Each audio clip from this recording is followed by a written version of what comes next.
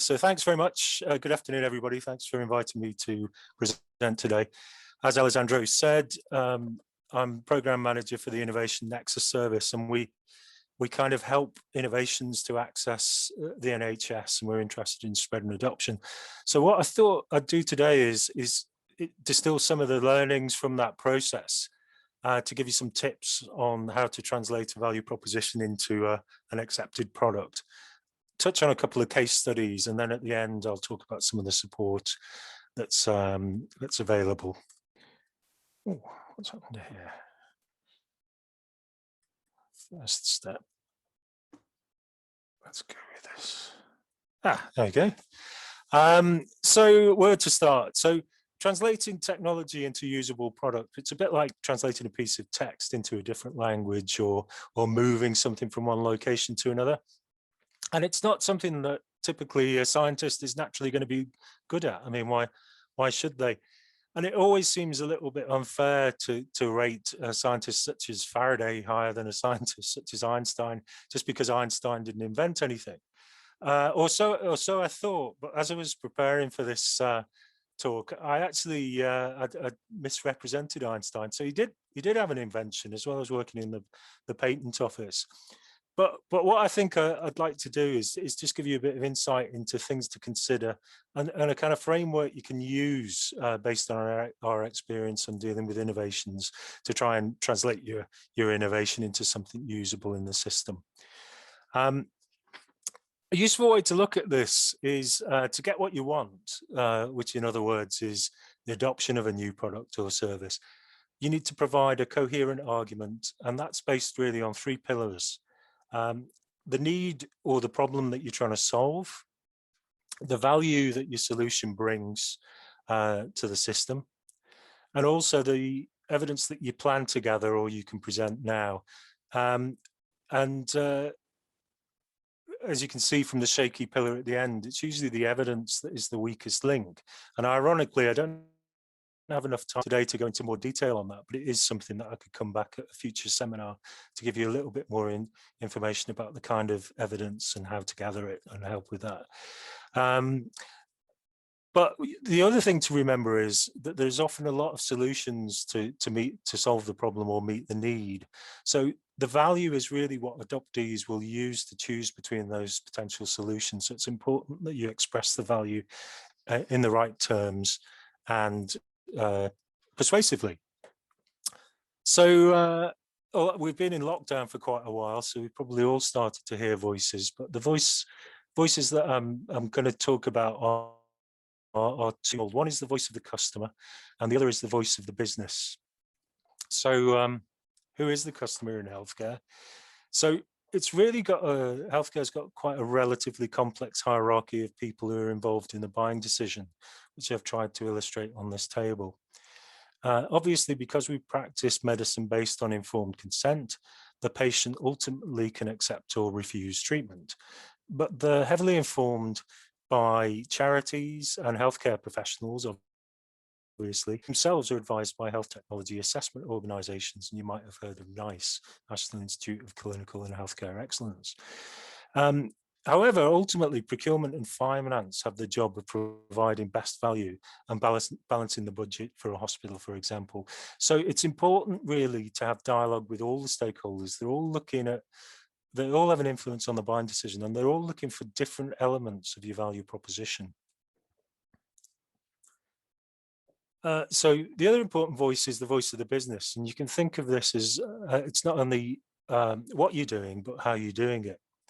So institutions are trying to achieve their objectives in the most efficient way in line with government policies and advice. And these are actually some drivers that a transformation team in Manchester Foundation Trust have shared with us of what they're looking for in business cases and adoption of technology. So philosophers have wrestled with how to decide whether actions are right or wrong for a long time. And one attempt is a theory called utilitarianism, which was developed by, amongst others, Jeremy Bentham. And this tries to calculate for a particular action the quantity of happiness that it produces. So you can compare different actions and choose the one that produces the most happiness for the most people. And Jeremy Bentham was so committed to this and thought you should make yourself useful both in life and death, that this is a picture of his auto icon, which is his preserved body that he donated to medical science. And for some reason, it's now on public display at University College London in the Student Union Department. So hopefully they are using him to the best value. But there's a similar problem for organisations delivering healthcare. Which products and treatments will lead to the greatest good for the greatest number of people? And how can you compare the benefit of, say, a hearing aid versus the benefit of a hip replacement, for example? So one measure, which is like a universal currency that allows you to compare the benefit of radically different treatments, is the quality adjusted life year, or QALY. So one QALY is equal to 1 year of perfect health. Now you can measure someone's health status using quite a general questionnaire called the EQ5D, 5D because it's got 5 dimensions. You can Google that, that's freely available. It's important that you measure QALYs over a reasonable time frame related to the disease condition in question. Otherwise, you could end up with an unfortunate situation where treatments are targeted at young people who naturally have a greater expectation of remaining years of life, and obviously we don't do that in this country. The other side of the coin on value is how much your product or service costs, and this is something I think people find difficult early in the translation process. So obviously you've got to cost as a minimum what your product costs to make, and also to recoup the investment that you put in to develop the product. You can't charge more really than the value or the benefit to the user or buyer. You need to take into account the budget that the customer is prepared to spend. This is a common mistake where you actually work out the total cost across the patients that it would be indicated for, and it exceeds the budget of the organisation that's in care, so that's obviously going to create a problem. And finally, you also need to take into account any competitors. And as I said, there's often a number of ways of dealing with a need or a problem, one of which might be to do nothing and just accept the consequences. And this slide charts the cost of a treatment against the value generated. And products and services fall into one of 4 main categories. So in the bottom right quadrant, these products add more value than alternatives or existing solutions and cost less. And that's really where you want to be, so you need to think about that in your development process. You don't want to be in the top left because the cost of the solution is higher, but the value is lower than existing solutions, and you're likely to be rejected if you're in that quadrant. In the bottom left, the cost is lower, but the outcomes are worse. Now, this could be acceptable if I give you an example maybe of a treatment for a broken leg, which costs £1 million, but the result is the patient doesn't have a limp, compared with a treatment that costs £100, but the results in a limp, which resolves naturally over a period of weeks. We're likely to go with the cheaper option. And the final quadrant, which is where it gets quite interesting, is where there's a threshold value for cost and benefit, below which a product or service is likely to be accepted. So this is roughly £30,000 per QALY. That's the price that the health technology assessment organisations generally put on the cost of a QALY. So you might be asking yourself, how do I find out information on treatment costs or statistics about healthcare systems and demand on healthcare systems? I've got another talk which I'll be happy, if you invite me back, to go into a bit more detail on these information sources. And they're all free, by the way, which amazes our colleagues in the States, where you have to pay for a lot of this stuff. One thing is that there is a useful guide. Unfortunately, it's not published anymore. I've just shown a screenshot of it. I do have a PDF of it, so it lists common data sources and how you can access them. So I'd be happy to email that out to people if they want a copy of that. My email is at the end of the talk. So if we go on to putting it all together, and I'll come to some a couple of case studies, illustrative case studies and strategies to overcome some problems. So the first thing is to kind of review the value propositions that we see and common difficulties. The problem I see is inconsistency between the need, the value, and the evidence. So they just don't match. The technology addresses a need, but the evidence is related to something else. Or an unfortunate case where there is no actual need, or the need is already adequately satisfied. Another problem is that the need is defined too broadly, which makes it difficult to assess the value. So this is maybe where the problem's been defined as diabetes, but actually more precisely, the problem is the need for a more accurate measure than standard practice for diabetes, for example, in a particular patient group. And there's 3 tips that I'd encourage you to do. So firstly, do your market research and talk to a wide variety of stakeholders within the system, not just the professors, but also the people who are doing the job every day, because they might have a different perspective. Ask yourself, so what if I solve this problem? Is anybody really interested? What's the value? And also demonstrate your improvement through getting really good UK-based real-world evidence.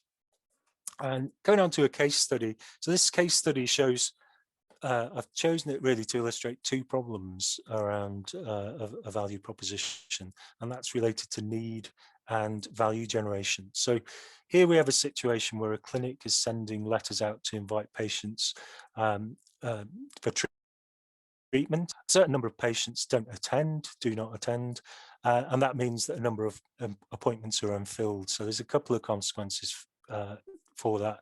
One is inefficient utilisation of resource, and also the do not attend patients could potentially get sick. So here's a potential solution where the clinic sends reminders or a series of reminders to patients via mobile phone texts. That results in, and you'd have to show the evidence to prove this, lower do not attend rates. Lo and behold, the clinic is full. But my question would be, is there really a cost saving, a bankable cost saving due to the filled appointments? We're still paying for the heat, light, and the actual space for the clinic. The wage costs haven't changed. Obviously, we are utilising the resources more efficiently. So this is one where there's maybe a theoretical cost saving, but are we going to be able to bank it in practice? And also, there is potentially another quick and dirty solution to this, which might adequately meet the need, where the clinic sends letters to invite more patients than the capacity of the clinic. Enough patients turn up, even though some do not attend. Obviously, it's not ideal for the patients in terms of longer wait time, but lo and behold, the clinic is full. There might be some health costs for the patients who do not attend. So that's a downside of that. But in terms of possible solutions to this particular use case or example, so you could restate the value in terms of really bankable savings, such as reduced admin costs or postal charges. You could restate the value in terms of improved patient satisfaction. Obviously, that is important, and wait times will come into that. Or you could restate the value in terms of clinical benefits due to picking up cases that would otherwise be untreated because they did not attend. But you really need to understand the root causes of DNAs, and are they really lost, or will they be picked up at a later stage of the disease through another route?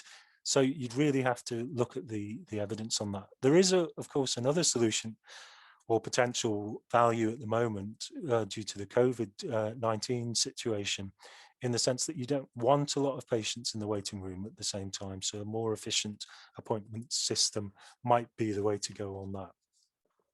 Another example here. So a clinical commissioning group pays a hospital to screen women for cancer.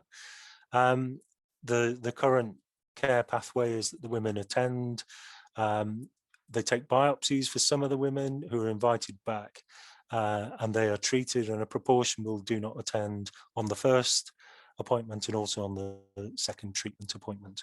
So wouldn't it be better This is an actual technology where you can detect without a biopsy cancer on the first appointment, and that gives you the opportunity to screen and treat at the first appointment. It eliminates do not attends on the second appointment, and that's really great for the women, and it's great for the clinical commissioning group, and there's a clear cost saving and clinical benefit, but it's really not great for the hospital's finances because they've been being paid for 2 lots of appointments and they'll just be being paid for 1. So is there a barrier for the hospital to adopt this technology, which is not a clinical or technical aspect, it's just an aspect of the way that the hospital gets paid? So again, this was a real world example. So in this particular situation, the hospital and the clinical commissioning group agreed that this was the right thing to do. They renegotiated the terms of the commission contract to share the benefit so that the hospital wasn't unduly penalised for doing the right thing. The hospital built a business case to repurpose the extra capacity generated to perform other fee-earning activity, and also took the opportunity to reduce waiting time because we had a demand problem there. More women needed the service than the capacity could allow.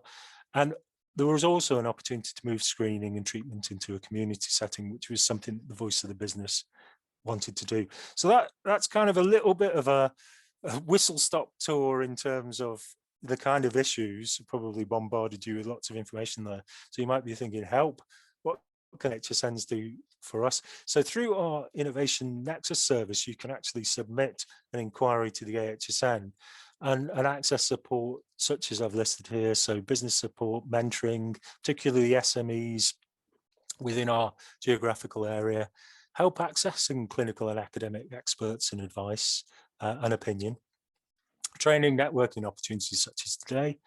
Also, we do run a funding scheme annually, funding proof of concept studies and proof of value studies.